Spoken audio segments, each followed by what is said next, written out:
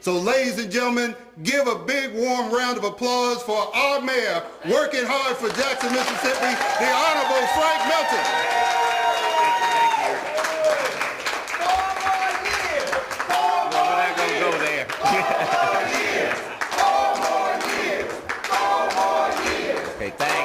Thank you very much.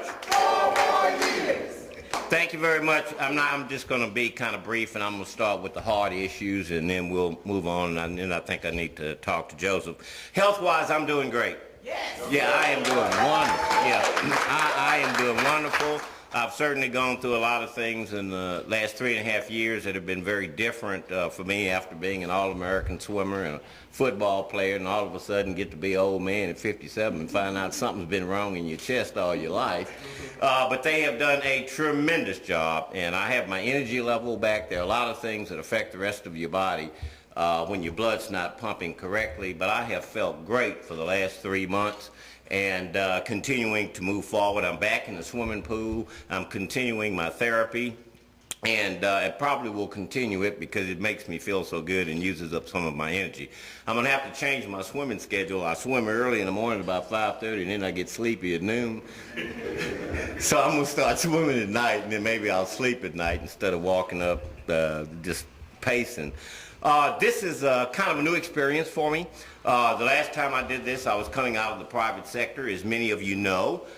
This time I am your sitting servant as your mayor, and I have a full-time job that I have to do every day, unlike my other colleagues that are running, all of whom are good and decent people. But I have to take care of the city's business, and then when the time that I have left, then I have to go out and campaign. And my campaign style is the same that it's always been. You know, last night I was over on Wood Street sitting on the steps talking to a family. Just had a great time.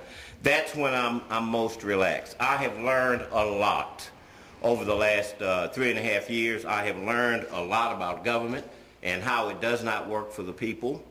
And I have felt very strongly that everything that we have to do is not about us and us getting a salary. It's about making it a better life for other people that we work for. And we're making a lot of progress in that area.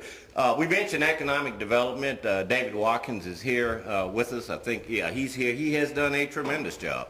After he and I, went toe-to-toe and fought for a little while, just look at the King Edward Hotel now. Just look at the King Edward Hotel now. And he's about to start on the standard life building, and I think all of that's great.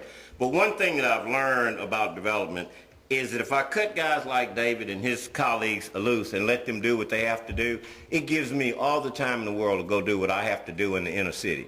I'm not going to have $3.2 billion worth of new construction going on in town, and in the inner city it's falling apart. So as a result of that, mainly in the inner city we have new neighborhoods. In South Jackson, over 300 new homes. On Wood Street, we're continuing to build new homes in an area that has been blighted for years.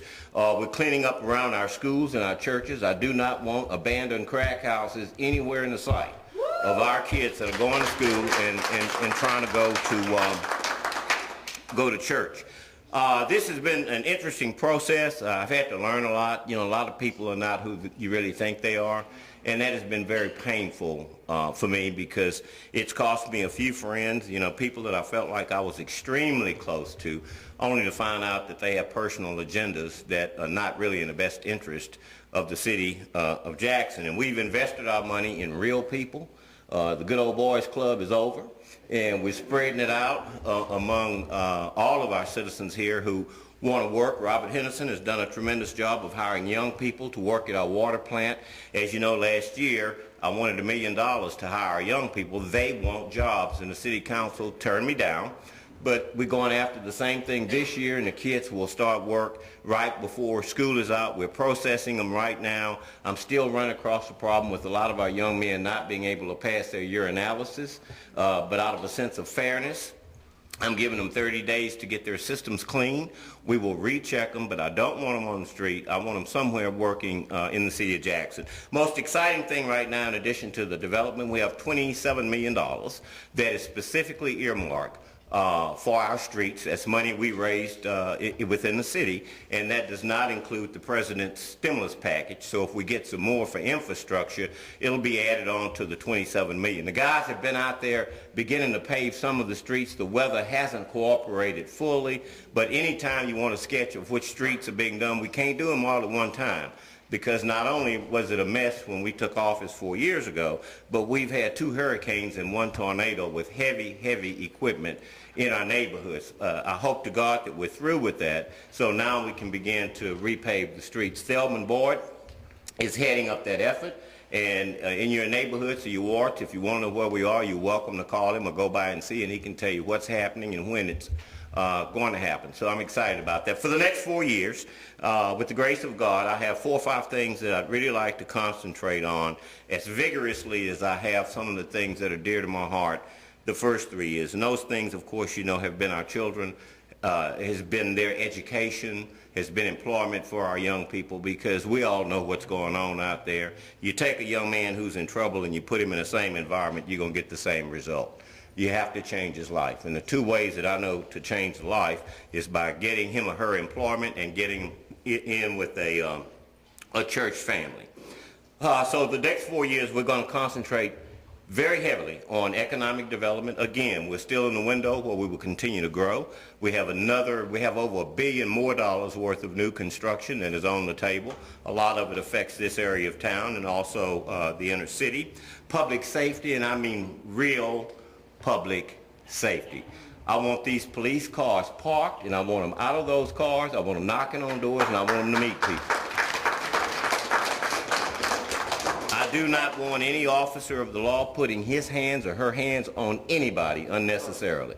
And I'm not going to have anybody, racial slurs thrown at anybody.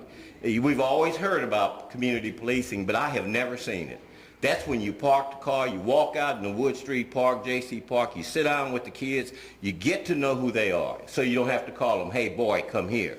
You can call them by their God-given names, and I feel very strongly about that, so that we can continue to develop the relationship between the community and law enforcement. We're going to continue to work with all the agencies, including the Sheriff's Department. We will do what is right for this city. I have no vindictiveness because of anything that has happened. I'm too old for that now, and life is too short for that. Yeah, you take what you have and you simply move as forward as you can. Jeff Rowe is here, and I've played on his golf course for the last 25 years. It is a different golf course. Ever since I've been out there, the first day I met Jeff 20 years ago, Grove Park never got any attention. But when you're in an airplane flying over Grove Park, it's one of the most beautiful sights you ever want to see. And I'm so happy for the guys who have struggled out there, and we've had to play through dirt and everything else, and now we're really making that into a professional-looking golf course. One of the first things that happened to me when I was mayor, they gave me a free membership to the Jackson Country Club, and I said, no, thank you. I play at Grove Park, and I will continue to play at Grove Park, and they looked at me like I was crazy. But I didn't take that membership, not then and not now and not ever, because I've got a golf course right over here in the inner city where I just feel like I'm right at home with the people that I'm very close to. Never won a match now. Never won one. And, you know, I wouldn't advise you to go down that side road when I'm on, unless you have good insurance. But it's a lot of fun just to get out there. Streets and infrastructure will be a major issue. We will continue to concentrate on that. We will be working on that. That is critical. We have to repair our streets. Housing. I'm adamant, and this administration is adamant, that we're going to have to get people out of these rundown homes and give them a decent place to live. And I'll tell you why. Pondexter Elementary School, level 5 school. What happened? We changed the neighborhoods and the kids changed their behavior. George Elementary School, level 5 inner city school. What happened? We changed the neighborhood, the kids changed their behavior, and they got serious about school.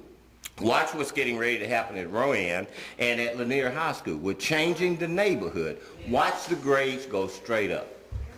I am very partial. Speaking of our schools, you know, and I want to be very candid with you. I love all of our schools. I spend a lot of time in them, but I'm very partial toward Lanier. And I'll tell you what that partiality comes from. For 20 years, those kids have had to go to that school with rundown dope houses right there on the fence of that campus.